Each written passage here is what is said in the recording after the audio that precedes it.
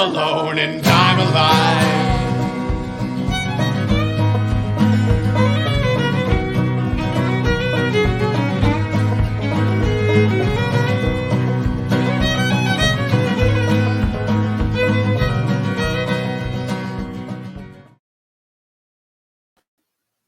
Welcome to the Talkin VAWLS Network. My name is Boogie Bentley, and news is a little slow right now in Knoxville as far as Josh Heupel filling out this coaching staff on the defensive side of the ball. But I wanted to drop a video today and talk about Josh Heupel's offense and the future of this Tennessee program. But as always, before we get started, you guys know the drill. Do me a favor, smash that thumbs up. Just absolutely go ahead and annihilate it, destroy it. Let's get that algorithm rolling right down below. Just hit that little thumbs up. Greatly appreciate it. Also, make sure you subscribe to the channel. I know Dauber and JP will be doing a live stream for the post-game basketball show coming up soon. The Indy Kid always dropping the orange blazer, and we are going to continue to follow this coaching staff. Normally we take a little break before we get into spring practice, but the way this thing is playing out, we're probably going to continue dropping content all the way up through spring practice. So just make sure you're subscribed so you don't miss out when we go live or when we drop new videos. So let's get into it. I want to talk about Josh Heupel, the offensive guru, the developer of quarterbacks. We're talking about a guy who his teams have averaged over 40 points a game the last 3 seasons at Central Florida. But let's look. I want to look at some of the guys. We talk about quarterback development all the time when it comes to Josh Heupel. I want to take a look at some of the guys that he has developed and some things that they have done before we really get into the meat of this video. But let's look at most recently Dillon Gabriel at Central Florida. In 2020, he was a sophomore, threw for over 3,500 yards, 32 touchdowns, and a quarterback rating of 156.3. The year before, as a true freshman, he threw for over 3,600 yards, 29 touchdowns, and again, a quarterback rating of 156. And that's something that we see consistent with Josh Heupel's quarterbacks, is a solid quarterback rating. Mackenzie Milton in 2018 threw for 2,600 yards, 25 touchdowns with a quarterback rating of 161. And then at Missouri, and I know I'm rattling off a lot of numbers here, just bear with me, guys, but at Missouri, he was the offensive coordinator for Drew Lock, who, I mean, come on, these guys are putting up PlayStation numbers. He threw for almost 4,000 yards in 2017, 3,400 in 2016. And if anybody, I'm not going to do your homework for you. If you want to say, well, that was Drew Lock, I could have coached Drew Lock. I encourage you to go look at Missouri's offensive stats prior to Josh Heupel taking over as the offensive coordinator, and also go ahead and look after he left. Go look at Missouri's numbers. I would encourage you to do that. But why am I reading off a bunch of stats? Why am I talking about quarterback development? Well, it's all because of this. Let me go ahead and share my screen, get it up here. We're talking about quarterbacks and quarterback development because of this article from Go Vols 24/7. Elite quarterback in-state Vols target Ty Simpson sets decision date. So let's look at this. Ty Simpson, obviously that's the name we throw around. You start talking about how important this 22 class is and keeping these kids in-state. Let's take a look at the article. One of Tennessee's top in-state targets is planning to make his college decision soon. 4-star class of 22 quarterback Ty Simpson of Westview High School in Martin, Tennessee. Again, how important is it to keep this in-state class together? JP said it, put up a wall. Josh Heupel said it at his press conference. We're going to put up a wall around the state of Tennessee. He announced, Ty Simpson announced Sunday in a post on his Twitter account that he's set to reveal his choice on February the 19th during a ceremony at his school. I'll be making my college decision February 19th at 2 p.m. at Westview High School, Simpson tweeted. Everyone is welcome. Everyone's welcome. Maybe I'll get old Vols JP on the road. Maybe we'll send him out there. If you think you should do that, let us know in the comments below. I'm kidding, JP. I'm not going to make you do that. Why is this important? Josh Heupel's been on the job for what, a week? He's been on the job for a week, and Ty Simpson is going to make his commitment on February 19th. When you talk about recruiting, the importance of relationships, how much of a factor is that in Ty Simpson's decision? I got to say, when he put this out that he's going to commit February 19th, I don't know that this necessarily looks good for the Vols. Let's continue to read the article. The 6'2", 185-pound Simpson has yet to name a group of finalists, but he named a top 10 that consisted of Tennessee, Alabama, Clemson, Auburn, Florida, Oklahoma, Texas A&M, Ole Miss, Texas, and UT Martin. He's the son of UT Martin coach Jason Simpson. If you really want to go down a rabbit hole, you can talk about Jason Simpson being a coach, wanting to coach at the college level. I'm not going to do that on this video. The lone prediction of 24/7 Sports Crystal Ball points to Clemson as the favorite to land the younger Simpson, who's ranked number 42 overall, number 2 dual threat quarterback in the 2022 class. I think it's safe to say his final 3 is Clemson, Tennessee, and Alabama. I mean, all signs have indicated that with Simpson. But what I want to look at a little bit further down here in the article, let's see. This week, Simpson told Go Vols 24/7 that he was shocked and upset by former Tennessee coach Jeremy Pruitt's firing on January the 18th.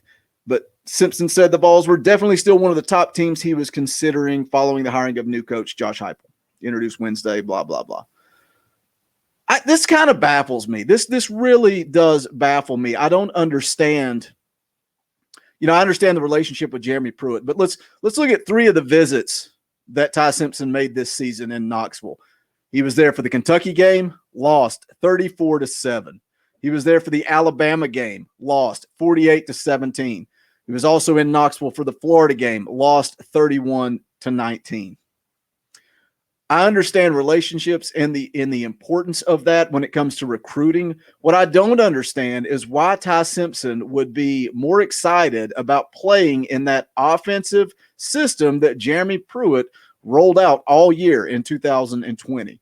I can sit here, I talk about Josh Heupel and his ability to develop quarterbacks, and I've rattled off a bunch of stats at the beginning, and I know that may have been like, what are you doing, Boogie? Why are you reading stats to me? Well, if you guys want me to really bore you, I'll gladly pull up Jarrett Garantano's stats and run them down. I mean, if you want to talk about thumbs down or people unclicking a video, I don't want to bore you guys to tears. Why would Ty Simpson, the best quarterback in the state of Tennessee, want to come play for Jeremy Pruitt and that offense?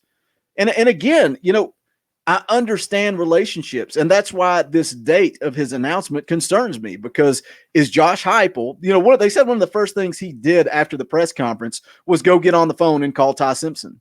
Is he going to be able to build a relationship in 3 weeks? 3 weeks? It's going to be very tough. And when I talk about the importance of Ty Simpson, it's not just on the field. I mean, on the field play is fantastic. You can see his highlights rolling in the bottom corner here of the Go Vols 24/7 article. The kid's a baller. He's a player. There's no doubt he would be a great quarterback at the University of Tennessee. But I think it's more important when it comes to momentum in recruiting for this 2022 class. And again, we're beating a dead horse as we continue to talk about how big this is, how much talent is in the state of Tennessee, how crucial it is to put that wall around the state of Tennessee. And these kids have all talked about how they want to play together. They want to stay together. Well, what better place to do that than at the University of Tennessee? And I can run down, all the reasons that Ty Simpson sits down and talks with Austin Price, and he talks about what do you like about Tennessee? Well, I like the tradition, and they're getting close. They're trying to come. What do you like about Alabama and Clemson? Well, they win. They win. And I don't know if you guys saw the leaked footage of Nick Saban's recruiting, where it was done via Zoom. Somehow that was hacked and leaked. It's out there.